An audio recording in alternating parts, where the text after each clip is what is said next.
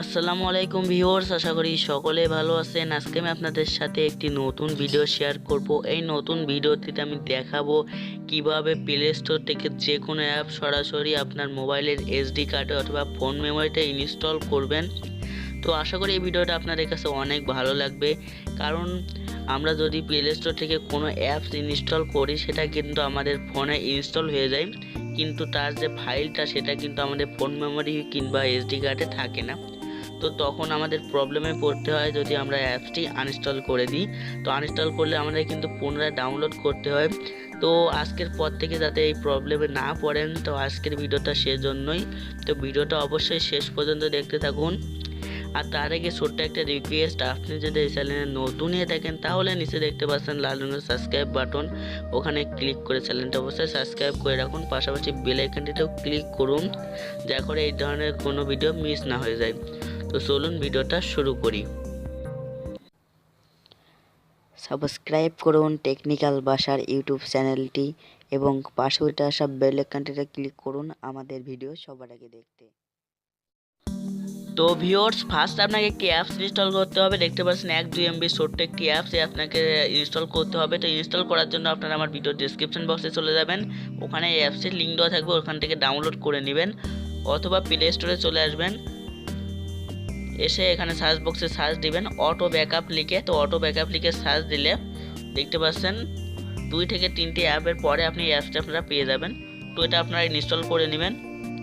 তো 1 থেকে 2 MBর এই অ্যাপসে ছোট্ট অ্যাপসে আপনাকে ইনস্টল করতে হবে। তো ইনস্টল করে আপনারা ওপেন করবেন। তো আমি ওপেন করছি।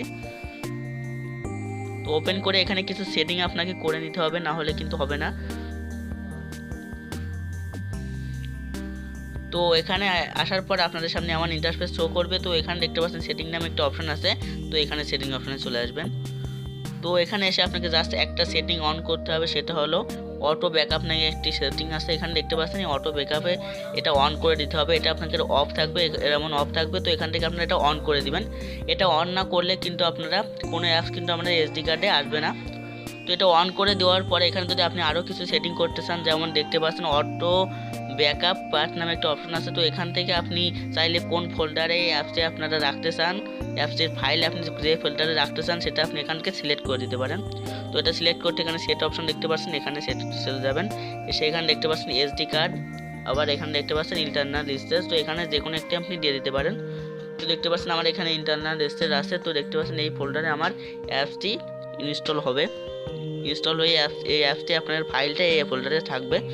তো আমি আপনাদের প্রমাণস্বরূপ জাস্ট একটি অ্যাপস ইনস্টল করে দেখিয়ে দিচ্ছি। তো প্লে স্টোরে চলে আসলাম। তো এসে এখানে আমি একটি অ্যাপস ইনস্টল করে আপনাদের দেখিয়ে দিচ্ছি। তো এই অ্যাপসটি আপনাদের আমি ইনস্টল করে দেখিয়ে দিচ্ছি আপনাদের সামনেই।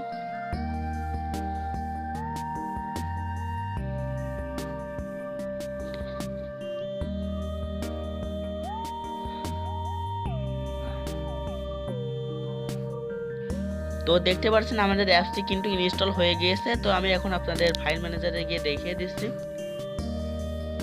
তো ফাইল আসলাম, এখানে দেখিয়ে দিচ্ছে আমি ইন্টারনাল স্টোরেজে রেখেছিলাম। তো এখানে এসে দেখতে পাচ্ছেন এখানে একটি ফোল্ডার ক্রিয়েট হয়ে গেছে, অ্যাপ ব্যাকআপ নামে একটি অপশান। তো এখানে চলে আসবেন এবং এখানে দেখতে পাচ্ছেন এপিকেএস এই অ্যাপসে চলে আসবেন। তো এখানে এসে দেখতে পাচ্ছেন আমাদের কিন্তু সেই কাঙ্ক্ষিত অ্যাপসটি কিন্তু এখানে চলে এসেছে। দেখতে পাচ্ছেন চাইলে কিন্তু আপনি এখন এখান থেকেও অ্যাপসটি ইনস্টল করতে পারেন। অ্যাপসটি কিন্তু আমাদের অটোমেটিকলি ইনস্টল হয়ে গিয়েছে, তারপরেও এখানে ফাইলটা এখানে শো করছে। তো চাইলে কিন্তু আপনি এভাবে কিন্তু খুব সহজেই যে কোনো অ্যাপসের ফাইল কিন্তু এভাবে রেখে দিতে পারেন। তো আজকের ভিডিওটা এই পর্যন্ত। যদি ভিডিওটা ভালো লেগে থাকে তাহলে ভিডিওটিতে অবশ্যই একটি লাইক দিবেন, কমেন্ট করে জানাবেন। আর যদি আপনি এই চ্যানেলে নতুন হয়ে থাকেন তাহলে সাবস্ক্রাইব করে যেতে ভুলবেন না। তো দেখা হচ্ছে এই ধরনের অন্য কোনো ভিডিওতে।